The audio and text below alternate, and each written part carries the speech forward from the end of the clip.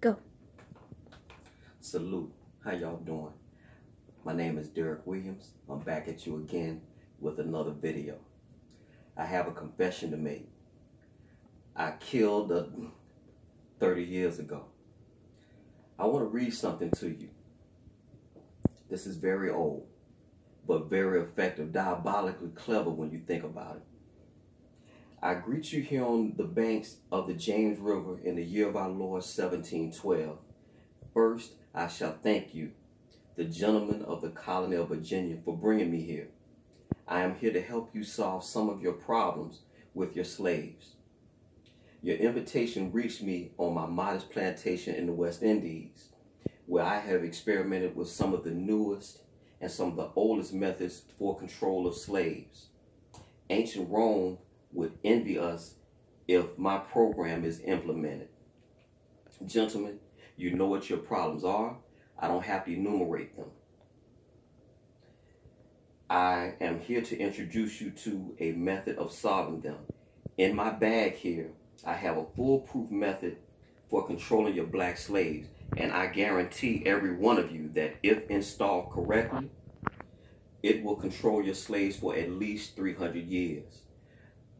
That method was setting one slave against the other based on color, based on height, female, male, child, adult. These things are very effective in setting a group of people against themselves. This is the Willie Lynch letter, and it was purportedly produced in Christmas time of the year 1712. Well, fast forward 306 years, we still have a Willie Lynch syndrome going on. You and I, as black people, we are not niggers, we're not Negroes, we're not porch monkeys, we're not spooks, we're not jigaboos. People like you and I started civilization. People that look like you and I started civilization. This is not me trying to convert anyone from using the word. I personally don't use it, but for purposes of this video, I had to say it, and it just hurts my soul when I say it. I think, again, you're spitting on the graves of your ancestors every time you use that word.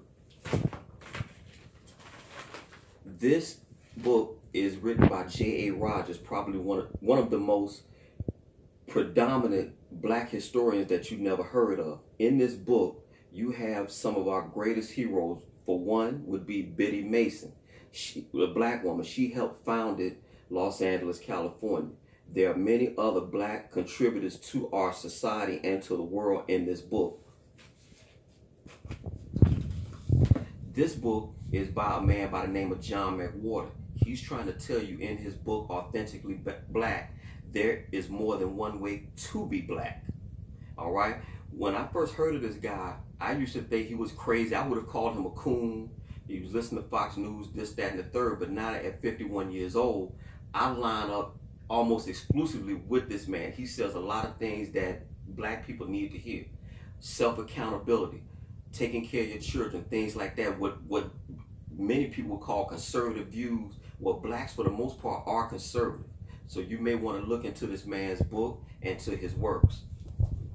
With regards to the N-word, you have one of the greatest rappers of all time, but now a narcissist and an idiot, KRS-One. He actually dedicates a few lines in here saying how hip-hop it is to refer to yourself as a Negro or the N-word.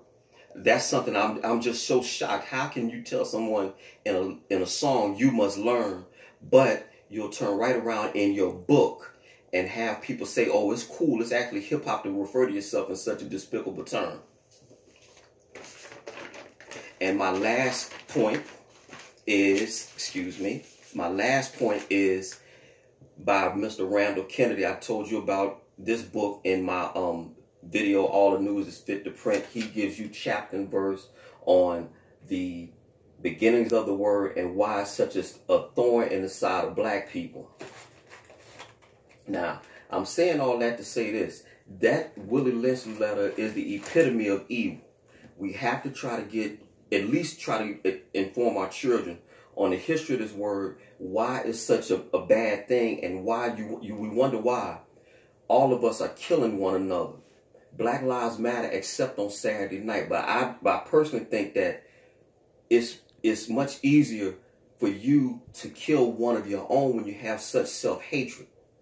All right, so that's really all I wanted to say. And just to show you that there's evil in the world, this is a little sidebar. It was two white, idealistic Washington, D.C. White folks.